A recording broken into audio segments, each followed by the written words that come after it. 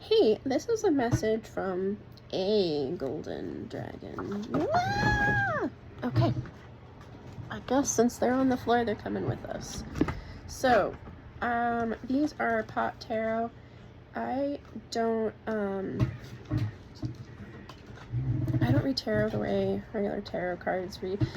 I read pictures and images, like I read images and feelings and colors and numbers and stuff like that. I do understand where certain arcana and stuff like that, but it doesn't always resonate with me. First up, we've got this Queen of Wands here. We've got the Five of Bangs. Also, she was reversed, and I didn't mean that. And then this is the Nine of Joints, which is the Nine of Wands. I forget what bongs are. I know that wands are the joints, and I know that nuggets are pentacles, but I don't remember what pipes and bongs are, and you know what, guys, it's just not important today. So, Queen of Bongs.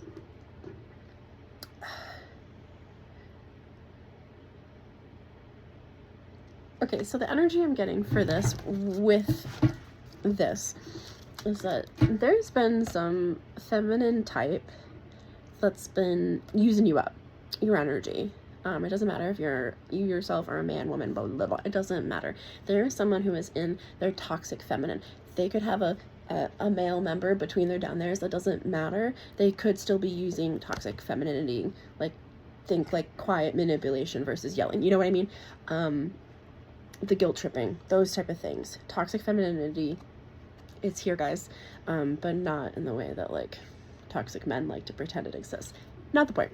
So, homegirl, she's using you up. She is like, this is an energy vampire. This is someone that is just really trying to wreck your day. And you've just got so much spark, so much vim, so much vigor, and you're just trucking along. And I think that like you're starting to get an inkling of this person, but it's not like you haven't had your complete aha moment. Like, oh. But you know what? You're gonna have it, and it's gonna be cool. Like, look at that. Look at that. It's gonna be cool. And then you're gonna have all your stuff. And you're gonna have like all this abundance and all of like, no one's gonna be sucking you dry anymore. And this really feels like an energy thing. This really doesn't feel like anyone's trying to steal from anybody on the physical plane. Like, this literally feels like just somewhere that's just really draining you of all your good guts and glory. And it's, you know, bound. I live with an individual like that, and you know, boundaries. Clear the air. Boundaries. It says Ace of Pipes, but I'm gonna call this the Ace of Peace, because if you don't clear the air, if you like, obviously don't say, hey, I think you're an energy vampire. No, what you're gonna start saying no. You're gonna start setting boundaries. You're going to respect and love yourself and the friendship. If this person wants to be your friend, if this person still wants to be your family member, if this person wants to love you, they have to respect. And this is something that I've had to remind myself. They're not rigid boundaries. You're not putting up a moat and a drawbridge, and you're not, you know, you don't have an obscene amount of archers guarding your castle. Like, it's not that. It's saying no. It's like letting people know how you feel. And for me, when I first started to do this, like, I really don't know a better way to explain this. If you haven't seen the movie Fern Gully, please go watch it. Please. Yep, Robin Williams says so. Go watch it. The black gunky stuff from Fern Gully. when I first started saying no, and it's honestly what it's felt like, getting all of like the stuff that it feels like is in me. And I'm not talking about darkness and light, like we can talk about that another time. I'm talking about the icky, sticky, gooey stuff that messes up the human machine. You know, the stuff that just really, sorry, it's the stuff that bogs you down. Every time you've put a part of yourself away, every time you've taken the shit that people have said about you, and you've taken it as truth, all of that stuff that just does not belong in you. And one of the things that's going to help it get out of you is saying no.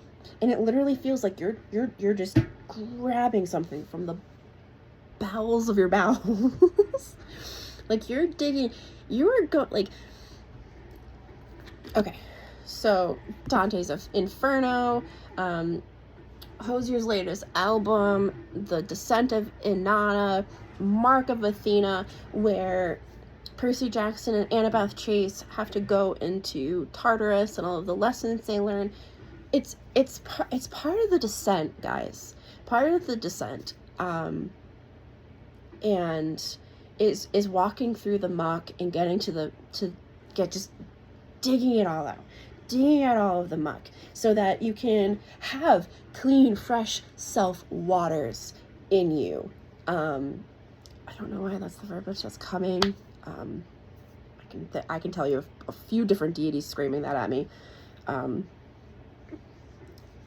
Anyway, I like to picture Rose's like garden and the fountain from Steven Universe, if you know what that is, when they clear out all of the thorns and stuff like that and all the water starts flowing.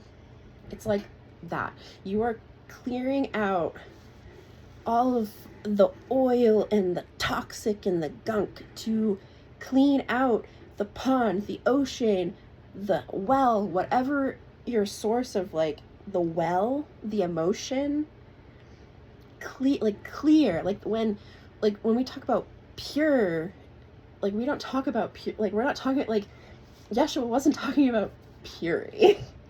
like in I think it's the Gospel of Mary, they talk about a clear heart. It's taking thanks for that patient words. Anyway, so you're clearing out to be clear. It clears the path, it clears your mind, it clears your sight,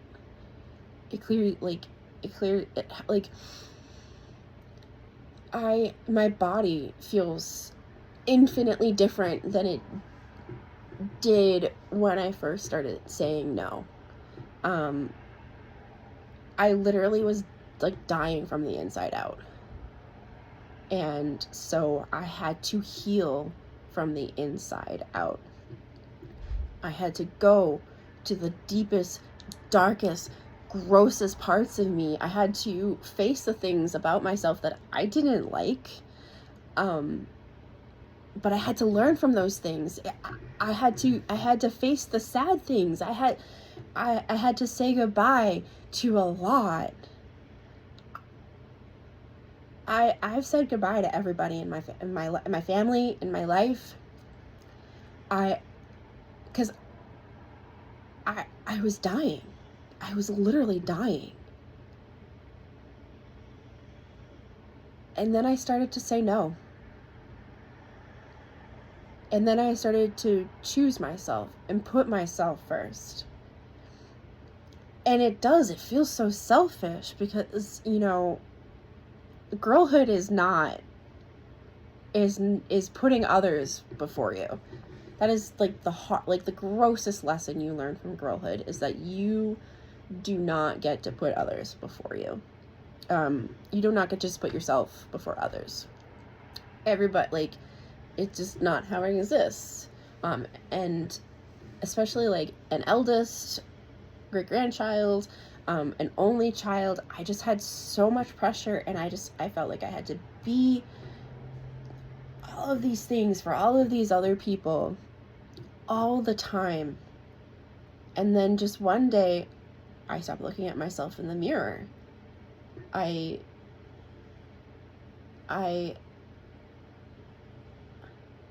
Everything was gray. Literally like the Wizard of Oz. I had no dreams. I had no goals. I literally could not see a future. I literally was dying from the inside. I really just wanted the end to come. And I think this is the grossest part, is that I felt so many obligations to my animals, because they're my babies, and to everyone around me. Like, what would they do if I died? Not like, would they miss me? What would they do? They need me to do these things for them. But no one was thinking that about me. No one.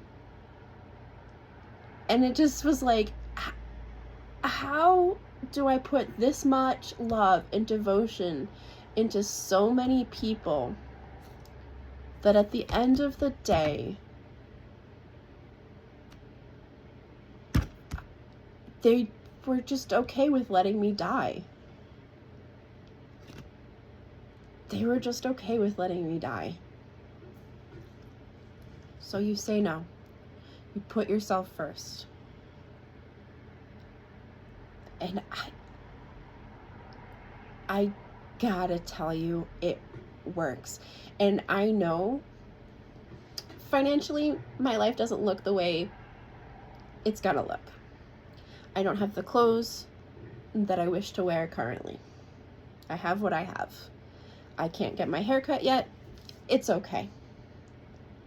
Because at the end of the day, I chose myself. And I regret literally nothing. I regret nothing. I have color in my life. I do art now. I stopped doing art. Maybe I'll block that out, maybe. Like, I do art now. I write music again. I haven't written songs since I was a kid. Young. I have stories forming in my skull. I'm exhausted all the time, but I don't hate getting up in the morning. I don't want to crawl into my bed and just wish for the end, because I don't want it to end. I am so excited for my new life.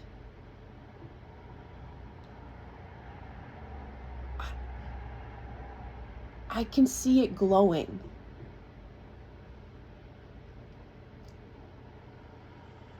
And I haven't seen a glow like that since like holidays as a kid. You know those times where like people like look back at their childhoods and everything's just bright and glowing. I can only picture family holidays before my great-grandfather died, and times with my best friend who's no longer on this planet. But I see it. Oh my God, do I see it? So please know. Please know. It's coming, y'all. It's coming. It's coming. Your joy is coming. The light, the golden light, not light, dark, the golden light that is you and I and all of us. Ignore while I just cracked my neck there. Thank you. I have a lot of neck issues. You've got this. We've got this. You were doing it. Like, you're golden.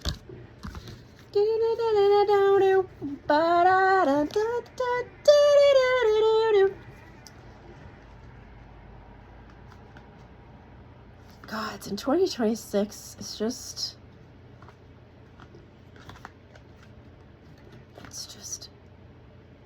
friend, friend, you're gonna be okay. You're gonna be great. You're golden. You're glowing. And we're doing it together. Like we're all like, just, oh Jesus, yes. Okay, so I know that people don't really love the devil. I think the devil card is probably one of my favorite cards, but I don't think Lucifer Morningstar is exactly who we think it is. But it's just, y'all, it's a lot of this. It's a lot of this. Because so many of us have done the work, are doing the work. And if you haven't started doing the work, that's okay. It's about wanting to. That's the first start, is wanting to. Deep down in your soul, it's wanting to choose yourself. That's the first step, is choosing yourself. The golden rule is, love thy neighbor as yourself. But you can't love your neighbor as yourself if you don't love yourself. Stay blessed, love. If I don't see you before the new year, Happy New Year.